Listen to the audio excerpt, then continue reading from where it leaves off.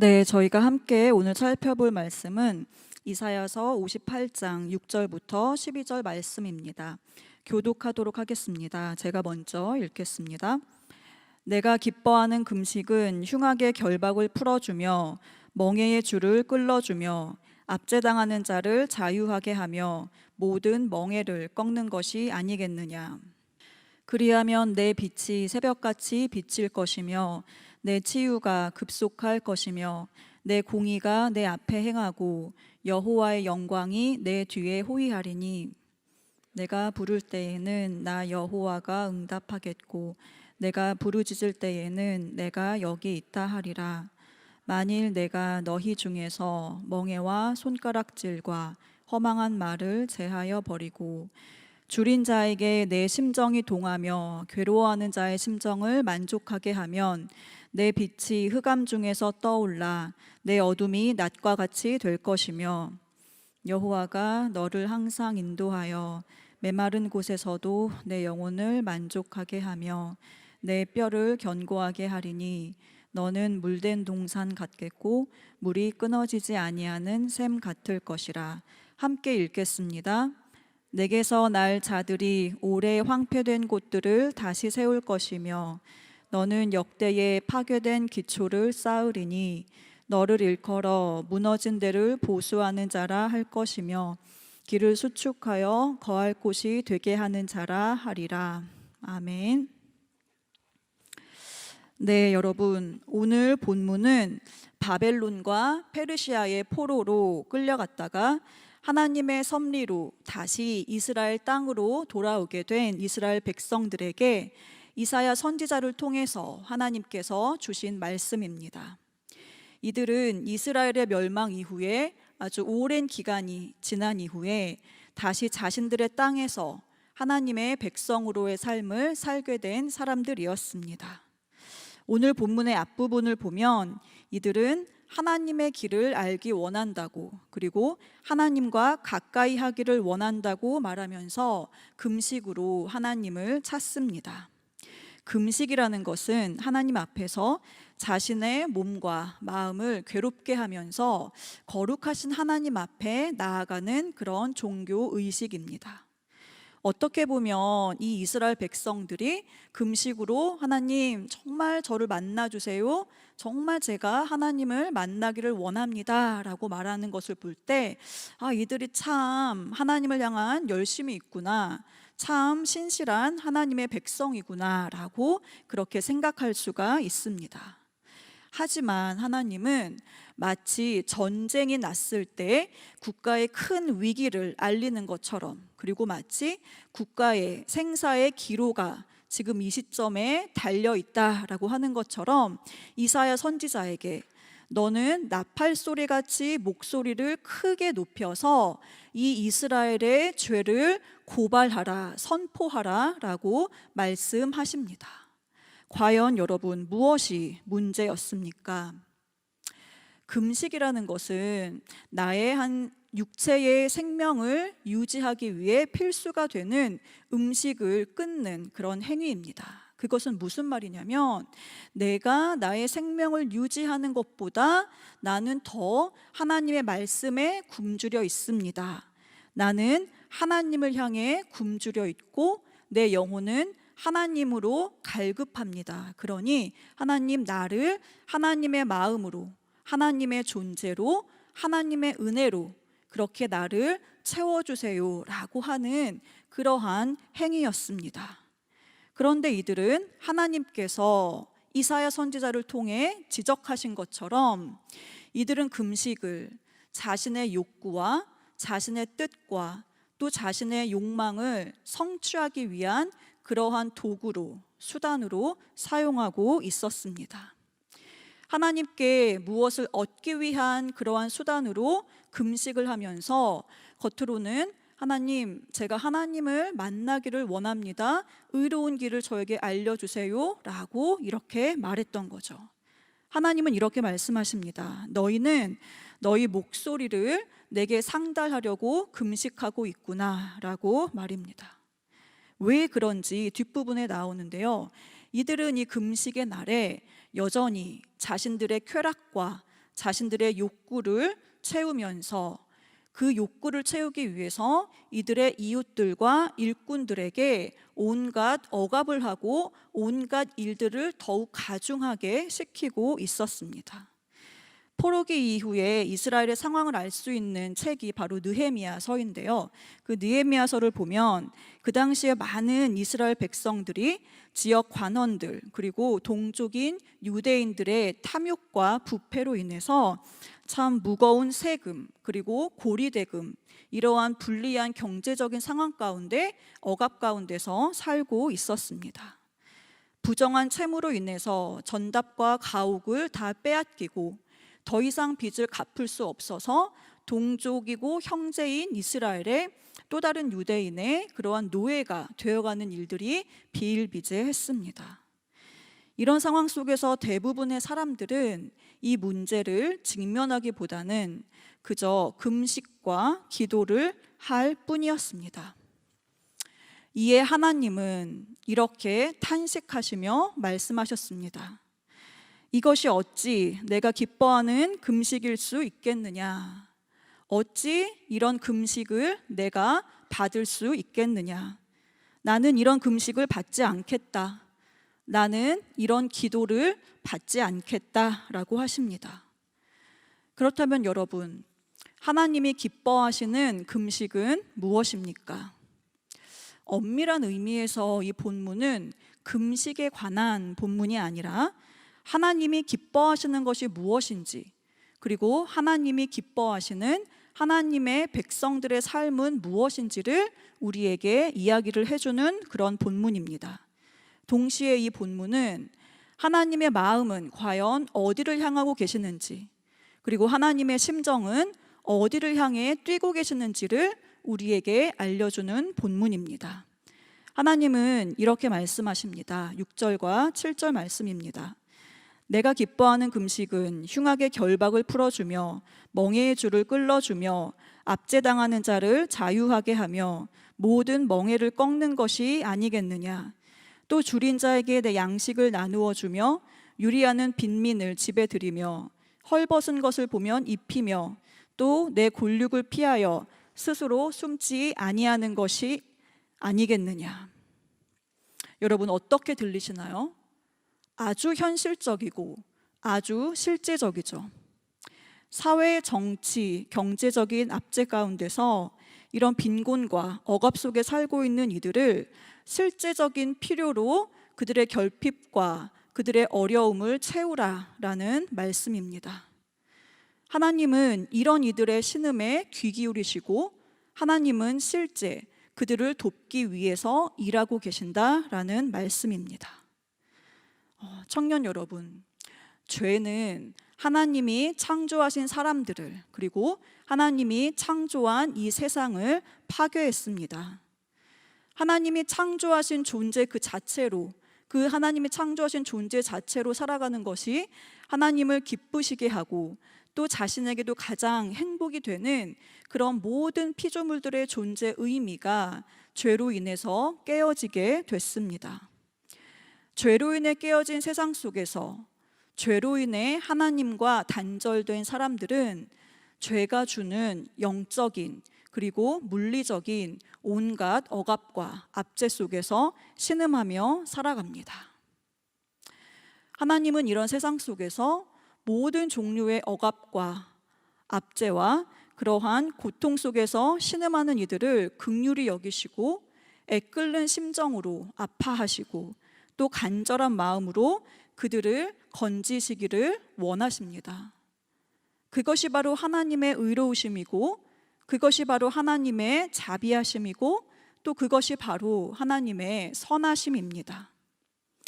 처음 세상이 창조되었을 때부터 지금까지 그리고 앞으로도 하나님은 하나님이 창조하신 모든 생명체들을 향한 관심과 돌봄과 사랑으로 인간의 역사를 이끌어 가실 것입니다.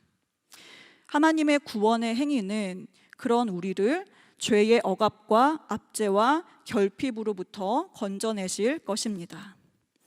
하지만 우리가 정말 꼭 기억해야 할 것은 피조물을 향하신 하나님의 구원 행위는 단지 사람에게만 국한되지도 않고 또 단지 영적인 영역에만 국한되지 않는다는 것입니다.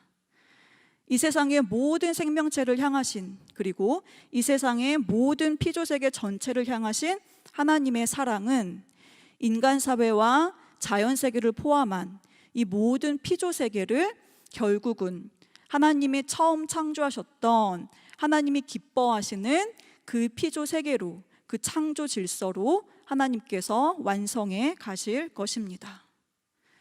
그렇다면 사랑하는 청년 여러분, 하나님은 지금도 그런 사람을 찾고 계십니다.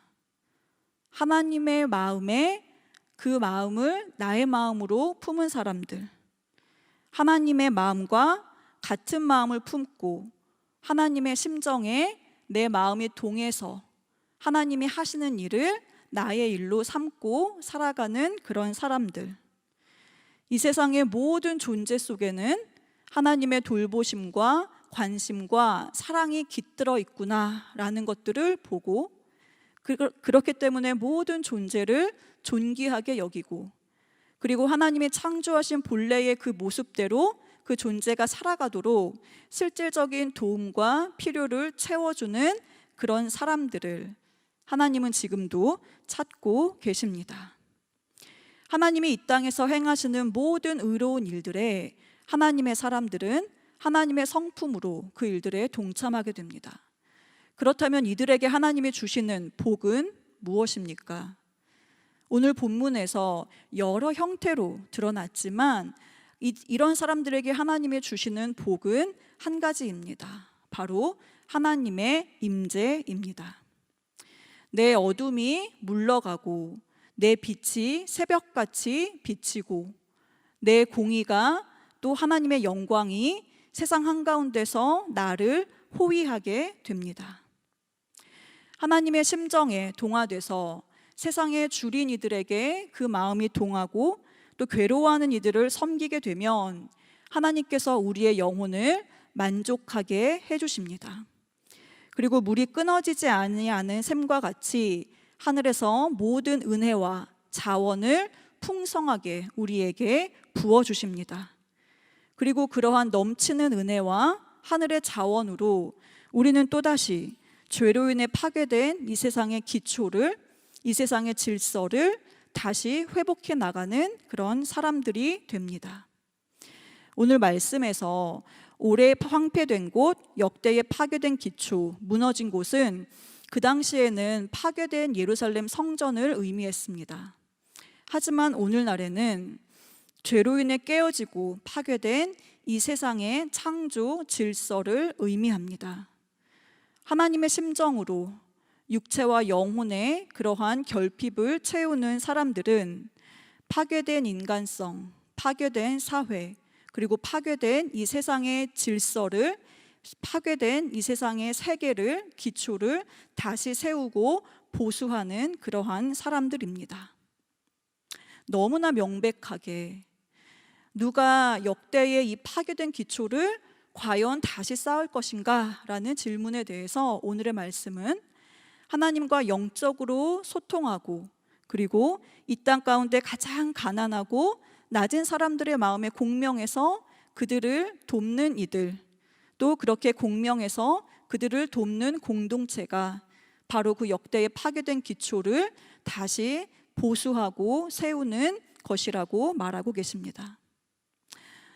여러분, 이 본문에는 정말 이 세상을 향하신 하나님의 꿈이 담겨 있습니다. 이 세상 가운데 하나님께서 보고 싶어 하시는 세상의 모습이 바로 이 본문에 담겨 있습니다. 하나님께서 회복시키시고자 하시는 그 세상의 모습이 바로 이 본문에 담겨 있습니다. 오늘은 성탄절이죠. 영이신 성자 하나님께서 인간의 육체와 영혼을 입으시고 이 땅 가운데 오신 날입니다. 예수님이, 성자 하나님이 왜 이 땅 가운데 오셨습니까? 누가복음 4장을 보면 예수님께서 스스로 예수님이 이 땅 가운데 오신 이유와 목적에 대해서 이사야서를 인용하여서 이렇게 말씀하셨습니다. 주의 성령이 내게 임하셨으니 이는 가난한 자에게 복음을 전하게 하시려고 내게 기름을 부으시고 나를 보내사 포로된 자에게 자유를, 눈먼 자에게 다시 보게 함을 전파하며 눌린 자를 자유롭게 하고 주의 은혜의 해를 전파하게 하려 하심이라 라고 말입니다. 오늘 우리가 함께 살펴봤던 본문의 말씀처럼 예수님께서는 이 세상에 모든 흉악의 결박을 풀어주고 멍에의 줄을 끌고 또 모든 압제당하는 자를 자유하게 하시기 위해서 이 땅 가운데 구원자로 오셨습니다. 사랑하는 청년 여러분, 여러분은 어떤 삶을 살기를 원하십니까? 그리고 여러분은 어떤 꿈을 꾸고 있습니까? 꿈이 없는 시대라고 말하고 꿈을 꿀 수 없는 시대라고 말합니다. 인간의 역사를 살펴보면 더 나은 세상을 꿈꾸면서 현실을 그저 당연한 것으로 받아들이지 않고 그렇게 다른 사회를 꿈꾸면서 그 현실의 자리에서 분연히 일어나서 그 세상에 저항하면서 자신이 꿈꾸는 세상을 향해 노력했던 그런 사람들이 있었습니다. 그리고 어떤 의미에서는 그런 사람들의 노력으로 지금 우리가 살고 있는 이 세상은 조금 더 나은 세상이 된 것도 사실입니다. 하지만 시대에 따라서 그리고 한 사람의 인생의 때에 따라서 그들이 꾸었던 꿈은 그리고 더 나은 세상으로의 꿈은 때로는 현실의 배반을 당하기도 하고 아니면 그 사람이 그 꿈을 배반하기도 하는 것이 우리가 알고 있는 인간의 역사입니다. 여러분, 우리가 꾸는 꿈은 영원히 변치 않고 영원히 쇠하지 않는 그러한 꿈이 우리에게 있습니다. 우리가 꾸는 꿈은 현실에 부딪혀서 소멸해버리는 그러한 꿈이 아닙니다. 우리가 꾸는 꿈은 한낱 이상주의로 치부되어서 좌절과 씁쓸함으로 끝나버리는 그러한 꿈이 아닙니다. 우리가 꾸는 꿈은 사람의 한계와 그런 연약함에 갇혀서 역사의 뒤안길로 사라질 그러한 꿈도 아닙니다. 우리가 꾸는 꿈의 주체는 삼위 하나님이십니다. 우리의 꿈은 이 세상의 모든 질서를 창조하시고 이 세상에 존재하는 모든 것들을 존재케 하시고 결국은 이 세상의 모든 존재하는 질서를 하나님의 뜻으로 완성시키실 그 하나님의 꿈입니다. 지금도 하나님의 그 뜻대로 운행하시고 그렇게 결국은 하나님께서는 하나님의 나라를 이 땅 가운데 완성하실 것입니다. 그렇기에 다른 어느 누구의 꿈도 아닌 하나님의 꿈은 우리가 이 세상에서 꿀 수 있는 꿈 중에 가장 선명하고 분명한 실제이면서도 현실입니다. 이 세상을 향한 하나님의 꿈은 무엇입니까? 우리가 오늘 본문에서도 살펴보았듯이 바로 세상의 회복입니다. 어떻게 하나님은 하나님의 꿈을 이 세상 가운데서 이뤄나가십니까? 복음을 통해서 하십니다. 그리고 복음을 통해 변화된 사람들을 통해서 하나님은 하나님의 꿈을 이 땅 가운데 이뤄 가십니다. 복음은 사람을 변하게 합니다. 죄로 인한 자기 중심성에서 벗어나서 이제는 더 이상 자기 혼자만을 위해 살지 않고 하나님을 위해서 그리고 이 땅 가운데 영적인, 육체적인 고통 가운데 있는 이들을 돕는 그 일을 하는 것에 그 사람을 변화시킵니다.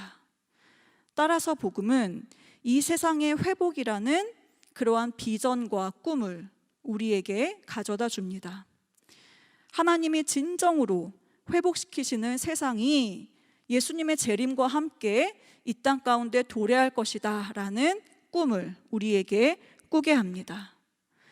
죄로 인해 깨어진 이 세상의 질서를, 이 세상의 현상을 바라보면서 이 세상의 죄로 인해 깨어진 여러 부당함들을 바라보면서 그것에 질문을 품고 그것에 의문을 품고 하나님이 원하시지 않는 이 세상의 모든 종류의 악에 저항해서 일어나게 합니다.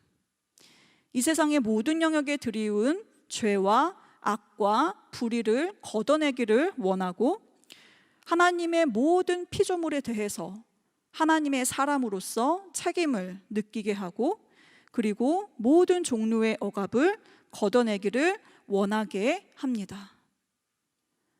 복음은 복음으로 변화된 사람들을 통해서 그 사람을 통해서 복음을 듣지 못한 이들에게 복음을 전하게 하고 그래야 해서 참으로 그를 모든 죄로부터 자유하게 하고 또 죄의 결과인 어떤 그런 정치적, 경제적 빈곤과 억압으로부터 사람들을 해방하는 일을 하게 합니다.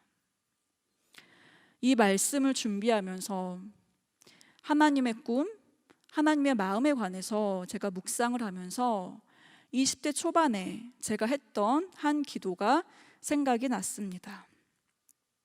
제가 그때 한 드라마를 보고 있었는데요. 어떤 아버지가 자신의 기업을, 자신의 유업을 장남에게 물려주지 않고 다른 아들에게 물려주었습니다. 그것을 보며 제가 질문했습니다. 왜 저 아버지는 자신의 유업을 다른 아들에게 주었을까? 그 드라마가 진행이 되면서 제가 한 가지 큰 깨달음을 얻게 되었습니다. 그때도 그렇지만 지금 생각해 보면 하나님께서 그 드라마라는 매개체를 통해서 저에게 주신 깨달음 같았습니다. 제가 깨달은 것은 이거였습니다. 누가 아버지의 유업을 물려받는가? 아버지의 마음을, 아버지의 꿈을 물려받는 자, 그가 아버지의 유업을 물려받는구나 라는 것을 깨닫게 됐습니다. 그런데 그때 당시에 저에게는 그 깨달음이 너무나 충격적으로 다가왔습니다. 나에게 있어서 유업을 물려주실 아버지는 하나님이신데 하나님, 아버지의 유업을 이어받기 위해서 아버지의 마음과 꿈을 품기를 원하시는군요 라는 그 깨달음에 저의 마음은 너무나 벅차게 뛰었습니다. 그래서 기도를 하고 싶은데 그저 방 안에서 조용히 가만히 앉아서 기도를 하기에는 이 마음이 너무나 벅차서 감격에 가득 차서 그 밤에 집을 나왔고 그리고 저희 집 뒤에 큰 이제 공터가 있었는데 그 공터를 돌면서 걸으면서 울면서 1시간 넘게 계속 하나님께 그런 기도를 올려드렸습니다.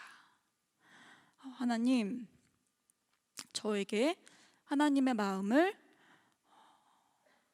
하나님의 꿈을 주세요. 하나님의 꿈이 저의 꿈이 되기를 원합니다. 그래서 제가 하나님의 유업을 이어받는 자녀가 되고 싶습니다. 너무나 간절한 기도였고 기도를 하면서도 내 이 작은 마음에, 내 이 작은 삶에 과연 하나님의 그 크신 꿈과 마음을 내가 과연 품을 수 있을까? 라는 마음도 들었지만 그렇게 울며 하나님께 기도했습니다. 그리고 나서 지금까지 저는 하나님께서 인도하시는 그런 삶을 살았습니다.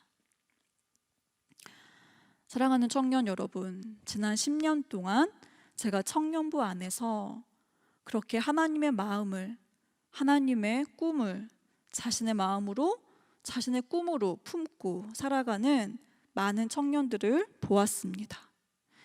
하나님에 대한 깊은 오해가 풀어지고 그래서 진리 안에서 자유케 된 이들을 보았습니다. 자신의 죄의 문제로 신음하던 이들, 그리고 자신이 도저히 용서할 수 없는 나에게 큰 상처를 주었던 이들로 인하여서 괴로워하는 이들, 인생의 목적을 알지 못해서 방황하는 이들이 복음을 통해서 하나님을 만나 그 모든 흉악의 결박과 멍에의 줄로부터 자유케 되는 것들을 보았습니다. 그리고 그런 자유를 얻게 된 이들이 이제는 다른 이들의 고통과 다른 이들의 흉악의 결박과 다른 이들의 멍에의 줄을 끌기 위해서 복음을 들고 하나님이 아파하시는 그곳으로 가는 것들을 이 공동체 안에서 보았습니다. 복음을 품고 열방으로 나아가는 이들, 또 이 세상의 낮은 자와 가난한 자, 소외된 자들을 향한 하나님의 아파하는 마음을 품고 이 세상의 곳곳으로 그렇게 섬기는 이들, 때로는 불의한 일터의 한가운데서 하나님의 의로움을 세우기 위해서 그렇게 분투하는 이들을 저는 보았습니다. 사랑하는 청년 여러분, 우리 청년부 공동체는 그런 공동체입니다. 복음으로 변화된 청년들이 세상을 변화시키는, 그렇게 하나님의 꿈을 실제로 이 땅 가운데 이루어가는 그러한 공동체입니다. 우리 청년부 공동체의 주제는 하나님 나라의 청년 제자 운동입니다. 여기서 말하는 운동이라는 것은 무브먼트죠. 그러면 그렇게 무브먼트를 위해서 행동하는 사람들을 우리는 액티비스트 또는 운동가라고 말합니다. 이들은 어떤 사람들입니까? 이상을 향해서, 비전을 향해서 현실의 파도를 헤치고 앞으로 나아가고 정말 본인이 중요하게 여기는 그 가치들을 품고 그 가치가 실현되는 것들을 꿈꾸면서 내적인 확신과 외적인 활동으로 그렇게 그 가치를 구현해 나가는 사람들을 우리는 운동가라고 합니다. 예를 들어 독립운동가 또는 인권운동가가 있겠죠. 그러면 여러분, 하나님 나라의 청년제자 운동을 하는 우리는 어떤 비전과 어떤 꿈을 꾸고 그래서 어떤 운동가가 되어야 하는 겁니까? 하나님 나라의 운동가가 되어야 하는 거겠죠. 우리의 마음 깊은 곳에 이 세상의 모든 고통으로부터 하나님이 사랑하는 사람들을, 하나님이 사랑하는 이 세상을 그 모든 억압으로부터 풀어주고 하나님께서 만들어 나가시는 이 세상을 마음에 품고 그러한 하나님의 나라를 이 땅 가운데 이뤄나가기를 그렇게 힘쓰며 함께 하나님의 일에 참여하는 그러한 운동가, 그러한 사람들이 모여있는 곳이 바로 우리 청년부 공동체입니다. 하나님이 우리를 세상의 높은 곳으로 부르실 수 있습니다. 그렇다면 여러분은 그곳으로 가야 합니다. 하지만 그곳에서도 우리의 지향점과 우리의 동력과 우리의 방향은 흉악의 결박을 풀어주고 멍에의 줄을 끌고 줄인 자를 먹이고 헐벗은 자를 입히는 바로 그 일이어야 할 것입니다. 때로는 하나님께서 누군가를 이 세상의 낮은 자리로 부르실 수도 있습니다. 그렇다면 우리는 그곳으로 가야 합니다. 그곳에서도 동일하게 우리의 동력과 우리의 지향점과 우리의 방향은 헐벗은 자를 입히고 굶주린 자를 먹이고 흉악의 결박을 풀어주는 바로 그 일이어야 할 것입니다. 저에게 있어서 지금까지 저의 삶을 이끌어왔던 이 본문을 제가 묵상하고 준비를 하면서 그런 기도를 했습니다. 하나님, 이 본문의 마음이, 이 본문에 담겨진 하나님의 꿈이 우리 사랑하는 청년들의 마음이 되게 하여 주시옵시고 우리 사랑하는 청년들의 꿈이 되게 하여 주시옵소서라는 그런 기도를 했습니다. 하나님이 보기 원하시는 것처럼 여러분, 저도 그런 세상을 보고 싶습니다. 우리 사랑하는 청년들이 하나님의 마음을 품고 하나님이 보내주신 모든 영역 가운데서 흉악의 결박을 풀어주고 멍에의 줄을 끄르고 줄인 자를 먹이고 헐벗은 자를 입히는 그런 세상을 보고 싶습니다. 그리고 그런 세상을 함께 만들어가고 싶습니다. 각자 하나님께서 보내주신 영역 가운데서 그러한 삶을 살다가 또 인생의 어느 때에 하나님의 섭리로 또 우리가 함께 만나 그런 하나님의 나라를 이렇게 함께 내가 하나님이 주신 마음으로 이뤄왔노라고, 이렇게 하나님이 내 삶 가운데서 일하셨노라고 고백하면서 우리의 숨을 거두는 그날까지 이러한 세상을 만들어 나가며 그렇게 하나님과 이 땅 가운데서 함께 살아가는 저와 여러분이 되었으면 좋겠습니다.